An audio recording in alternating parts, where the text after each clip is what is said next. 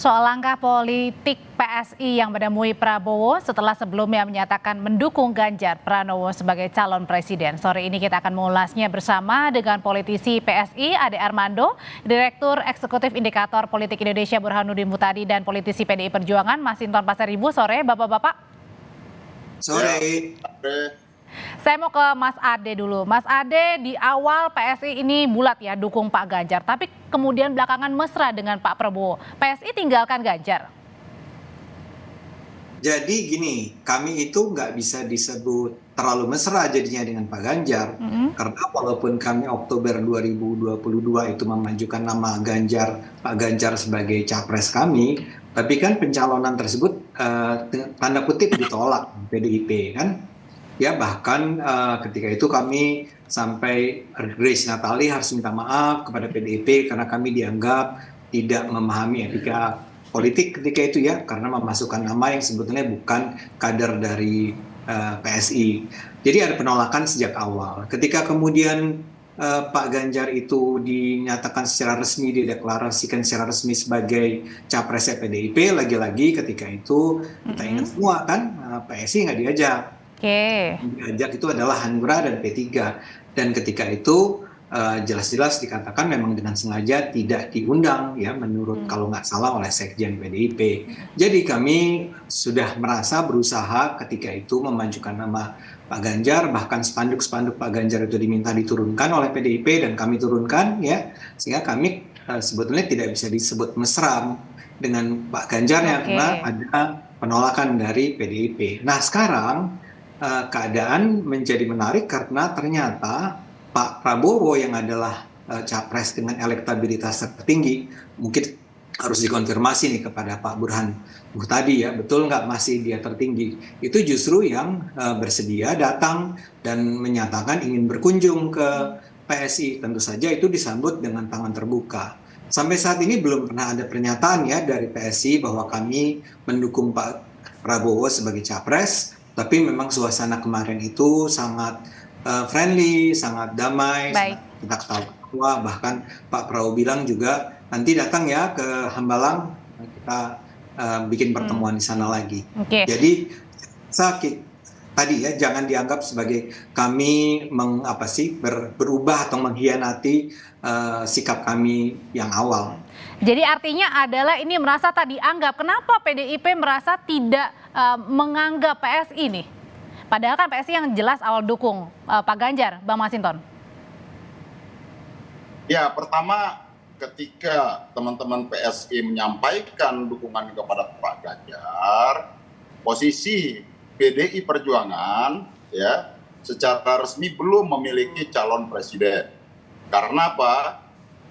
Bu Mega belum mengumumkan siapa nama calon presiden yang resmi diusung oleh PDI Perjuangan. Karena Bu Mega mengumumkan calon presiden dari PDI Perjuangan yaitu Mas Ganjar Pranowo itu pada tanggal 21 April 2023 yang lalu. Jadi pada saat posisi itu ya PDI Perjuangan belum memiliki capres. Dan kemudian teman-teman yang mengumumkan Mas Ganjar sebagai bakal calon presiden, ya monggo silahkan, kan konsisten aja, kan begitu. Kami kan tidak berkeberatan dengan itu, artinya sepanjang ya etika politiknya disampaikan secara benar, karena politik ini kan bukan sekadar. Tapi kan katanya tadi tidak diundang, tidak dilibatkan, Bang Masinton. Oh iya, itu tadi. Ini kan persoalan kalau kemudian ya dikomunikasikan baik, PDI Perjuangan itu sangat terbuka ya. Contoh umpama dengan ketika beberapa partai politik yang secara resmi menyampaikan dukungannya kepada Mas Ganjar, kan itu dikomunikasikan dan kemudian dilakukan pertemuan-pertemuan informal maupun pertemuan secara formal. Bahkan PAN, Partai Amanat Nasional yang belum menyatakan secara resmi juga datang ke PDI Perjuangan, komunikasi ya. Jadi berarti artinya sejak dari awal PDIP menduga kalau PSI tidak akan konsisten dukung Pak Ganjar. Saya nggak tahu, itu tanyakan kepada Bung Ade Armando itu. Tapi yang tentu bagi kami adalah ya politik itu kan persoalan konsistensi. Tidak hari ini paginya tempe terus sorenya kedelai kan begitu. Ya, tentu bagi kami adalah politik itu bukan sekedar sensasi tapi politik substansi. Kira-kira seperti itu. Kalau gitu Mas Burhan, kenapa sih kira-kira melihat kalau PSI ini yang di awal gencar mendukung Pak Ganjar, tapi belakangan mesra? Apakah karena memang tadi merasa PSI ditinggalkan atau mungkin tidak diajak sama PDIP?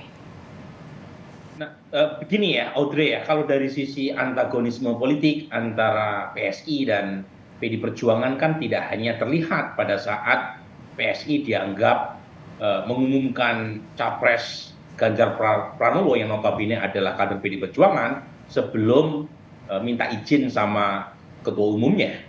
Tapi bukan hanya pada waktu itu saja. Sejak 2019 ada semacam hubungan yang diam-diam kurang harmonis, terutama karena PSI dianggap mengambil basis partai atau konstituen PD Perjuangan dari segmen non-muslim. Meskipun masih bagus hubungannya ya, tetapi ada hal yang diam-diam membawa relasi kedua partai ini tidak seharmonis yang kita kira.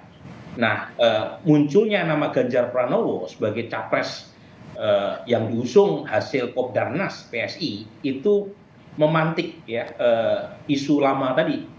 Nah, menjadi pertanyaan adalah apakah pertemuan kemarin dengan Pak Prabowo itu karena cinta PSI yang bertepuk sebelah tangan ataukah ada faktor lain?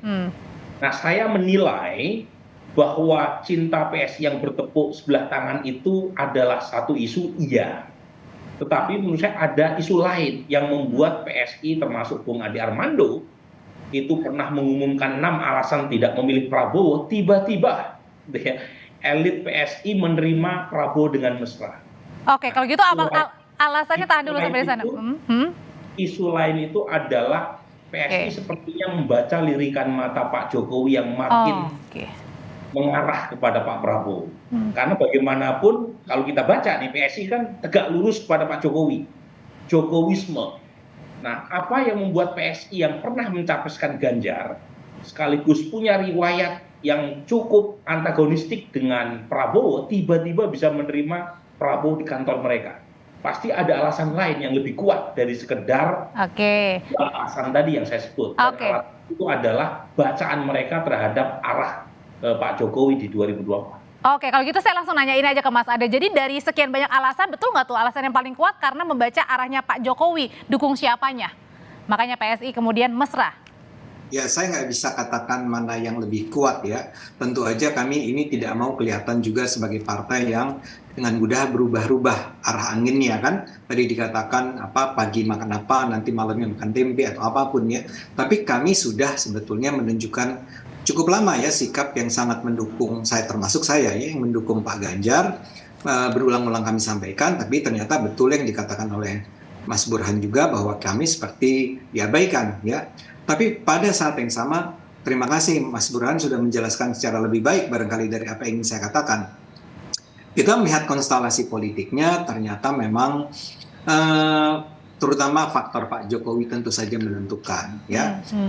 Kita melihat betapa bahwa akhirnya perlahan-lahan seperti saya sudah ingatkan sejak lama, saya minta maaf sekali pada Bung Masinton, ini tidak dengan maksud ingin menyakiti hati PDIP ketika saya katakan PDIP itu terlalu arogan, terlalu sombong ya, sehingga akhirnya bukan hanya PSI yang terkena, saya rasa, saya duga, maaf kalau saya salah, ya Pak Jokowi juga ikut terkena. Nah, Pak Jokowi sekarang kelihatannya, saya nggak bilang bahwa Pak Jokowi sekarang sudah mendukung Prabowo, tapi kedekatan beliau dengan Pak Prabowo itu bisa terlihat mengalami peningkatan dari waktu ke waktu. Dan pada saat yang sama, seperti juga pernah saya sampaikan, saya melihat ada ketidaknyamanan antara Pak Jokowi dengan PDIP. Nah, ketika itulah, ketika kami ulang ya, sebetulnya ini adalah kunjungan yang ya kami sebagai pihak tuan rumah yang didatangi oleh tamu. Ya, kami menerima Pak Prabowo dengan sangat gembira. Misalnya saja kalau dikatakan apakah kalau Bu Megawati datang atau jangan Bu Megawati lah.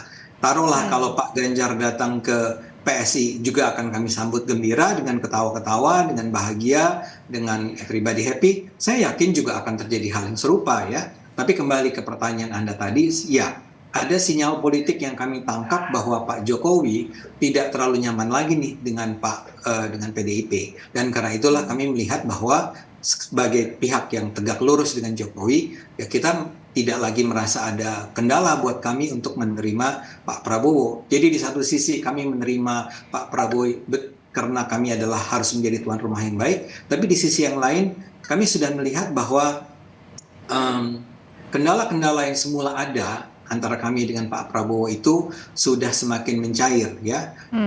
Satunya adalah tadi ya, isyarat dari Pak Jokowi. Tapi misalnya saja yang saya sampaikan di berbagai tempat, misalnya kalau dikatakan baik. Ya. Berarti artinya adalah kemudian itu ya tadi ya, isyarat bahwa sepertinya nampaknya Pak Jokowi ini mulai merasa tidak nyaman dengan PDIP. Lalu apa yang akan dijawab oleh PDIP? Nanti Bapak-bapak akan menjawabnya usai jeda. Tetaplah bersama kami di Kompas Petang.